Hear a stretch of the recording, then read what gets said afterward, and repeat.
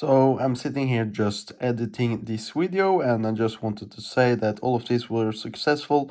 You need some of the tools that I had in my in this video here, but it depends on how you do it yourself. But you see some of the tools that you absolutely need for the different bolts and such. It's very hard to test like the shocks if they are working as they should.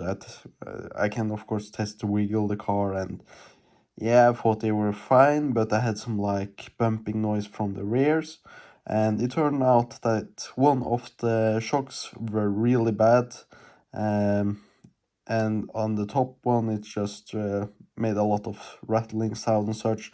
So it was very easy to compress, and it didn't go back to the top setting again, and the other one was just very worn out. It somewhat worked, but yeah, still made a big difference changing out both of the shocks in the rear, going over bumps and such. But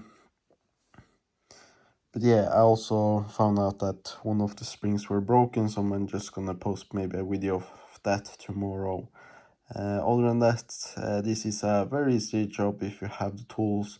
The only one is this bottom bolt here, which was fairly hard to get off because you can't really get too much torque under the car here. So, and it also on very tight, so yeah, it took some time taking that one bolt out, but otherwise very simple job.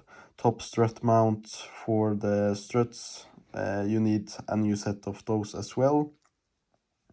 They maybe look fine, but the top bolts on the struts, they're always seized, and when you like try to take them off, the rubber around the metal in the struts holder thing just turns in the mountings, and yeah, just get new ones. And as you can see, also the metal in these holders are not too great either, so get a new pair of those as well, and it's gonna save you much more time if you have to like go and buy it when you found out that you have broken one of them or can't get the top bolts out of the struts. But yeah, thank you for watching.